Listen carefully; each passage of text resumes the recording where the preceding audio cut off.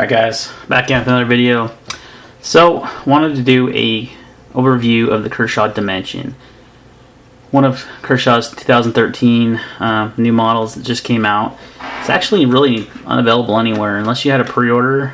I know Blade HQ fulfilled their pre-orders, but they don't have any in stock now. So there's very few of these out there.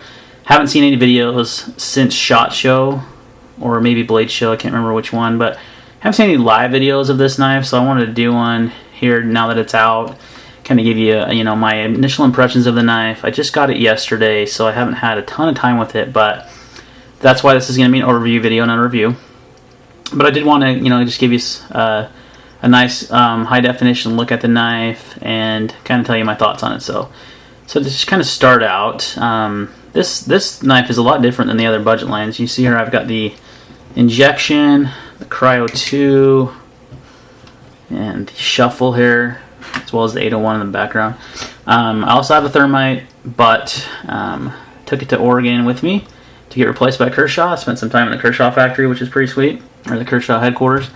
And they ended up having to send me a new thermite because it was there's no way those Loctite was coming off. So even they couldn't get the Loctite off that knife. So not sure how it was on the Dimension. I haven't had to try to take it apart just because it's already tip up, and that's really all I needed to change on the other one.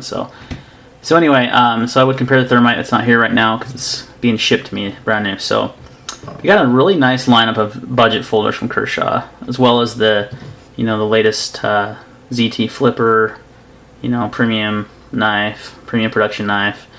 Kershaw's putting out some good stuff. So let's kind of look at the Dimension, how it compares to, let's say, the Cryo 2 in size.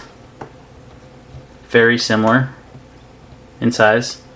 I mean, they're almost, I think the Dimension's a little bit shorter. It's a little bit smaller, barely, like not by much. So about the same size as the Cryo 2. And I believe the injection is going to be a little bit longer because it's got a bigger blade. Yeah, so the injection is a little bit longer. Speaking of the injection, real quick, when I was up at Alex Dietz's house this weekend, we did a nice little stone wash on that. Took off the V-Blast a little bit and did a little light stone wash on it. It looks much better that way, so wish Kershaw would do that.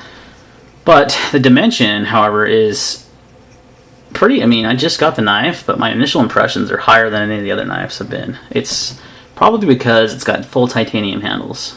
How many sub $70 knives have full titanium handles? I can think maybe of one, the Boker Albatross, which is a little bit smaller knife, and it's a Boker, guys. It's not a Kershaw. Kershaw doesn't have the quality control issues Boker has, so you get a full titanium scannels. You can see that on this side it is, you've got your design here, the grooves, which is begging to be anodized.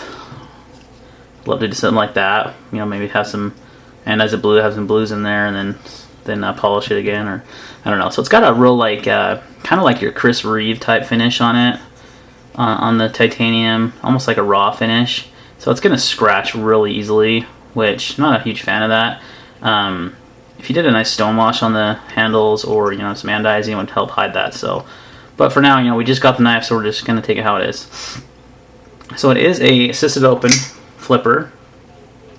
Now you can see they did a really nice stone wash on this blade. It's a 3-inch blade, so it's a little smaller. I don't like anything under 3 inches, but then again, I just got a new knife that's under 3 inches, so I'm kind of opening my horizons a little bit. But really a beautiful stone wash on there. Like the thumb studs, they have it there like a see-through hole, so a nice design element there. It's a button lock, so this is interesting. Kershaw's first button lock. So it flips real nicely with the speed safe, closes pretty smooth. It's not going to fall on itself or anything because of the torsion bar, or I'm not even sure if they use a torsion bar in this knife, and I'm going to take it apart and do a separate video because I'm going to see if you can de-assist this knife. I always try to de-assist Kershaw speed safes. I'm not a huge fan of the speed safe, and see if it's possible. Most of the time there's no detent hole in the blade. There's no way for the detent to really engage, so you're not going to have any kind of detent on your knife. So with the button lock, though, it might be different, so we're going to find that out in a separate video. But some basic specs on this. The overall length is 7¼ inches. It's got a 3-inch blade, like I talked about. It's 8CR13 MOV steel, so it is a Chinese-made knife.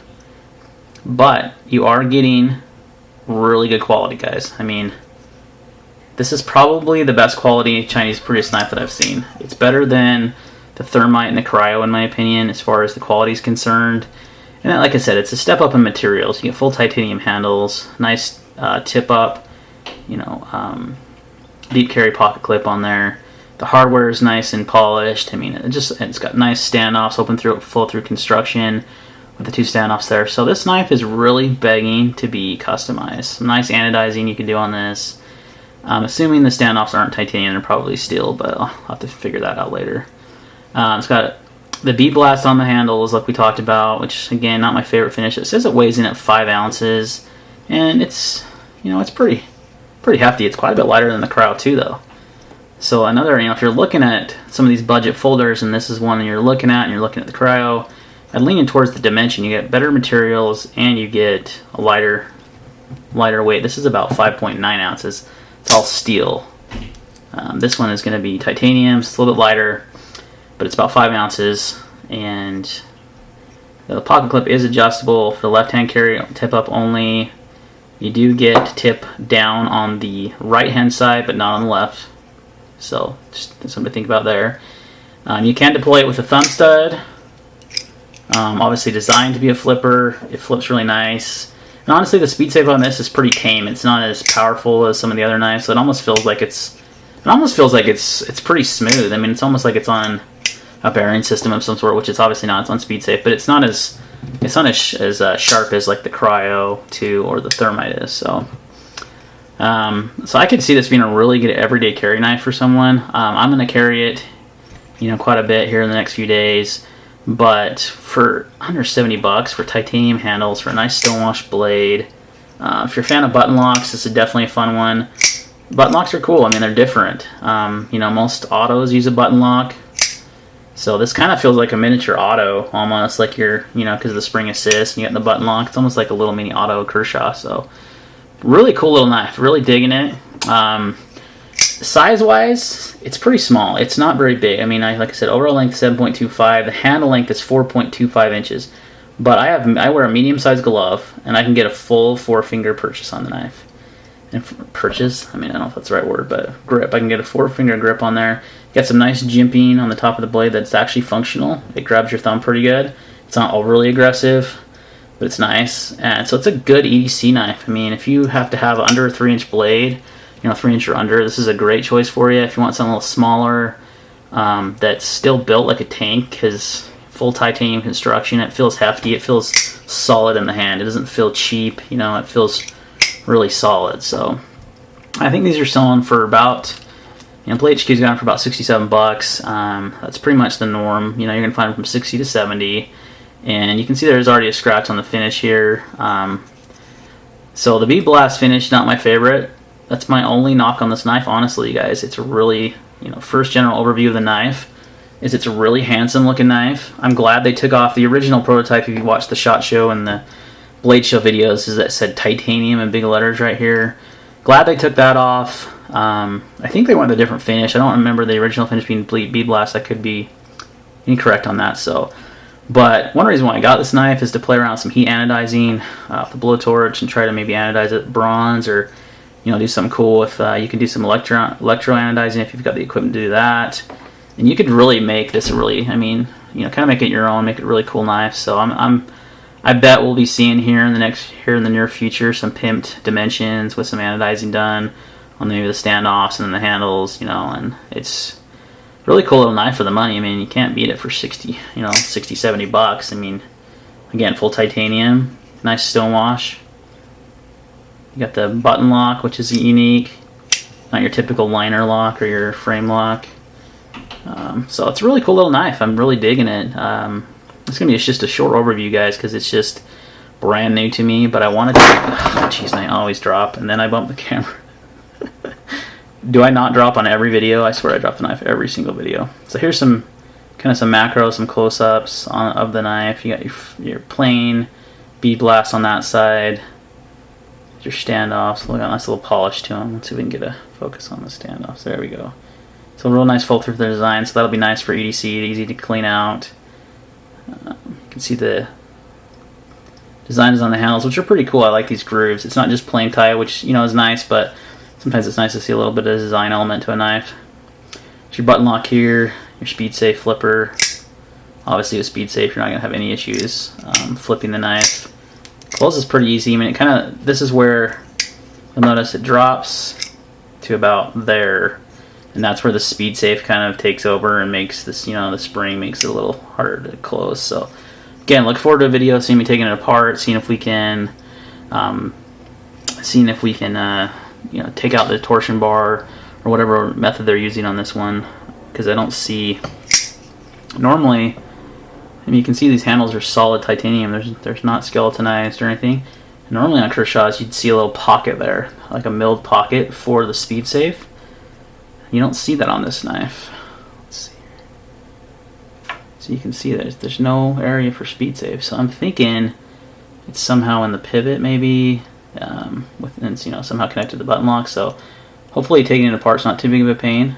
I've really never disassembled a button lock before, so we will see. But anyway, here's a, you know, quick video, quick overview of the Kershaw Dimension, another budget line knife for 2013. I've loved their budget knives this year. I think they've hit a home run with every single one of them.